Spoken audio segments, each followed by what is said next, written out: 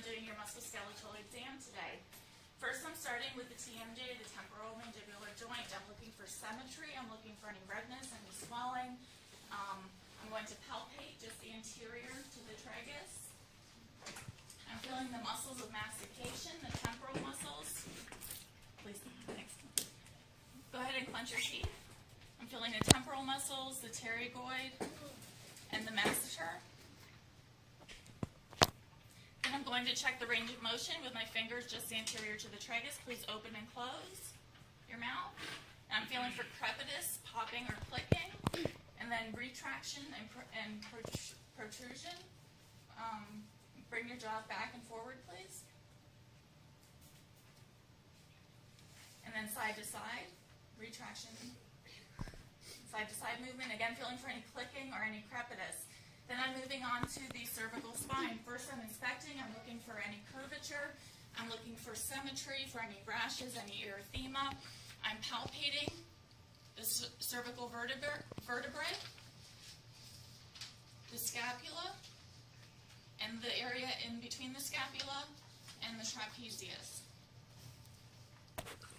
Then I'm checking range of motion. I'm going to ask the patient to please place her chin down on her chest, flexion, extension, look all the way back up at the ceiling, and rotation to the right shoulder, the chin, and the left shoulder, and then lateral bending, ear to the right shoulder and ear to the left shoulder as well. After that, I'm going to move to the shoulders. I'm looking for symmetry. I'm looking for any step-off or any inflammation, any redness, erythema. Then I'm going to palpate, and everything that I do, I would be doing bilaterally on the opposite side for comparison as well. So I'm going to palpate where the sternum is and the clavicle. Palpate at the acromion and the AC joint, acromioclavicular, the coracoid, and the humeral tubercle. Then I'm going to check for, I would do the same on the other side. I'm also feeling for the bicipital groove. And the greater tubercle of the humerus. Range of motion, I'm going to have the patient put her arms up, flexion, extension, put the arms side, right in front, and adduction, and abduction, external rotation, and internal rotation. For range of motion, I'll do a few special tests. I'm going to test the supraspinatus with the empty can test. Ask the patient to go like this, like she's holding two cans, and flip them over, and push up against my hands, testing the integrity of the supraspinatus muscle. Arms at the side, 90 degrees, and push out against my hands. This is the infraspinatus test. Then I would ask the patient to please place her arms out and slowly lower them. This is the drop arm test, which she should be able to do slowly all throughout. If she was to suddenly drop or not be able to hold the arm up, that might be indicative of a rotator cuff injury. Then I would have the patient try to bring both hands as close together as she can. This is the Apley scratch test. And then the other side, and I'm seeing if it produces any pain in the rotator cuff area. Next, I would be examining the elbows. First, I am inspecting. I'm looking for any inflammation, any erythema, any nodules, any bursitis. I'm palpating the olecranon, the medial and lateral epicondyles, feeling the groove behind the condyle where the ulnar nerve runs. And I would do the same on the opposite arm. The medial and lateral epicondyle, the olecranon, and the ulnar groove. Then range of motion, flexion, extension, hands up, supination, pronation, and then this is a correction on the checklist. It should say it's the resisting supination. When they start the supination test, on the checklist it says resists pronation, but it should say supination. So I'm going to ask you to try to flip your hands over against resistance. Again. Resisting supination for strength. Then I would also press with valgus stress testing the medial collateral ligament, and then varus stress, testing the integrity of the lateral collateral ligament. Then I'm moving down into the hands. I'm palpating the distal radius, the ulnar styloid, the distal radial ulnar joint, the anatomical snuff box, which is the scaphoid, the CMC of the thumb, the carpal bones, the metacarpals, the metacarpal joints, the PIP joints, and the DIP joints, distal interphalangeal. And I would do this on the opposite side as well. First, I inspected for any masses or nodules. Then I palpated. Now I'm checking range of motion. I'm going to ask the patient to extend the wrist back and flex forward and turn them this way and towards the midline, adduct and abduct. Now the fingers make a fist, flexion, extension, adduction, abduction, opposition. Okay, then I'm going to do the Finkelstein test. Have the patient move their thumb down to make a fist, ulnar deviate the hand, and check for decurvatus tendinitis to see if there's any reproducible radial-sided pain. Then I'm doing the Tinel test. I'm tapping over the median nerve to see if it elicits any numbness in the hand. Checking median nerve for carpal tunnel. I would do both hands.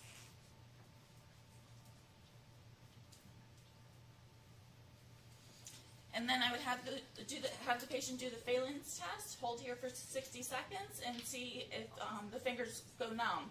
Normal finding, nothing should happen. They should just feel the same. If they do become numb, that's a positive Phalen's, indicative for carpal tunnel syndrome as well. Now we'll move on to the rest of the spine. Please stand up.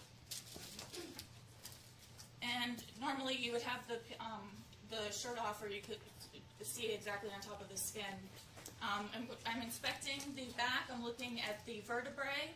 I'm looking at the paravertebral muscles. I'm looking for any curvature. I'm looking for any erythema. I'm palpating. First, the vertebrae.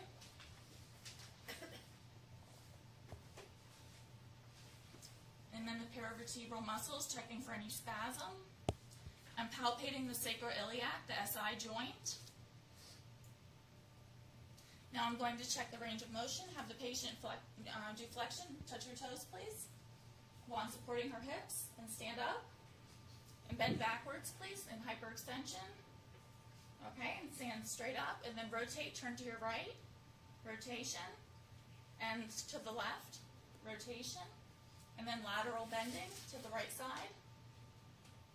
Okay, stand up and to the left side. Good. Okay, go ahead and have a seat, please. Now I'm checking the hips. First I'm inspecting. Go ahead, lie back.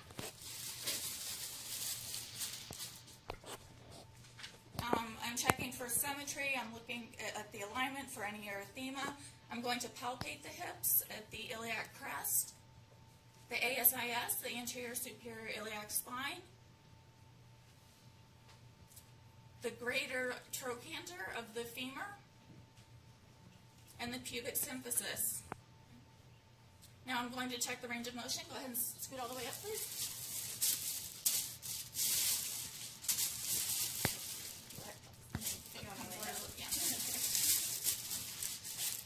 I'm placing my left hand behind her back, and I'm checking for the hip flexion. See if it produces any pain as I feel that her back come down to my palm.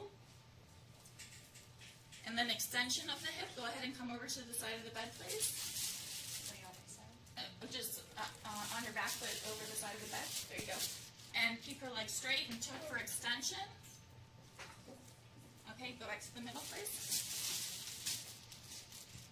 And I place my hand on the opposite hip. Adduction. And abduction. Then internal rotation. And external rotation of the hip. And I would do the same thing on the opposite side. After that, I'm moving to the knees. First, I'm inspecting. I'm looking for any inflammation, any swelling, nodules, erythema. I'm palpating for any tenderness. I'm palpating the quads. Go ahead and squeeze them tightly, please.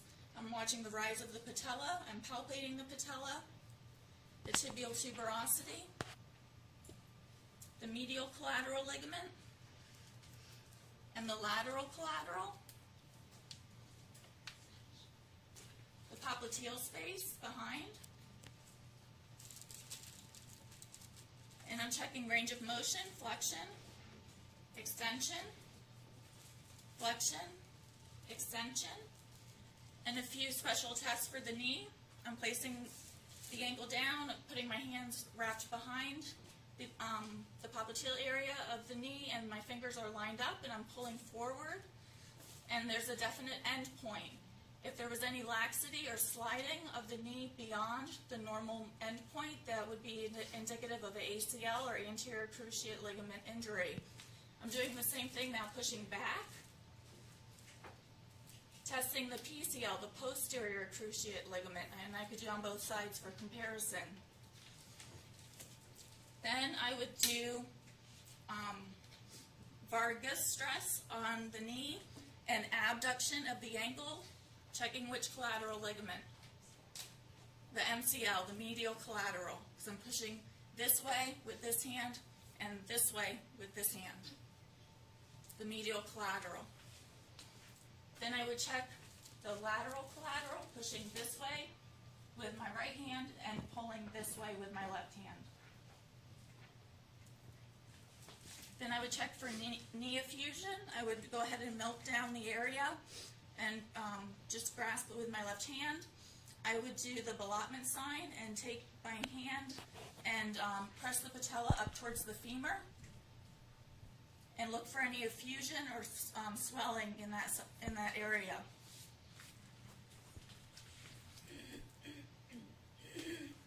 That's the ballottement test. And the bulge sign, which would be for major effusions. For minor effusions, I would go ahead and push from the medial side and look for fluids to be transmitted or accumulate on the lateral side of the knee, indicative of a knee effusion, a minor one. I could do the same thing on this side. Another test for the ACL, I could do Lockmans, where I push down with this hand and I pull forward with my left hand. And I'm looking for, I'm testing the anterior cruciate ligament, the ACL, looking for any laxity there.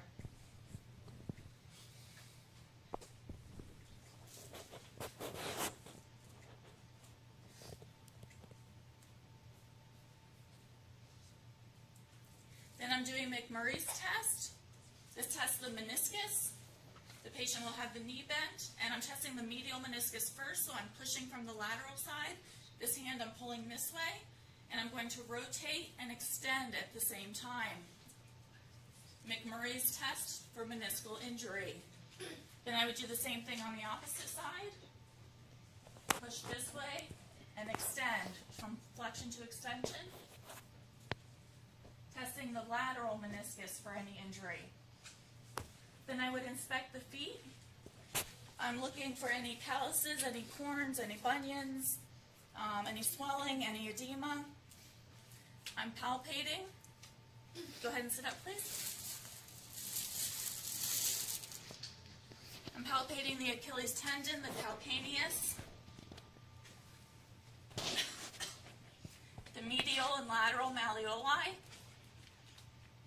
the metatarsals, the metatarsal phalangeal joints, the DIPs and the PIPs. Then I'm going to ask the patient to please bring your toes up towards the ceiling. Which direction is this? Dorsiflex, and then push down on the pedal. Go ahead, point down. And that's plantar flexion. Then I'm checking inversion and eversion of the ankle. And then inversion and eversion of the metatarsals. And then go ahead and pull your toes back, extension, and point down towards the floor, flexion of the toes, checking the range of motion. Any questions? What is the anterior posterior drawer test? That's the one one that I did for the ACL and the PCL. When your hands are like this, and you pull forward, ACL, push backwards, test the PCL, the anterior or posterior cruciate ligaments. Any other questions? Is that test that they do when they keep breaking? The tear of the ligament. That test that pretty much says, yeah. There's that one, there's Walkman. Next week we're going to go over a few more too. But for the skills exam, just go by the ones on the checklist. Okay, go for it. Thank you.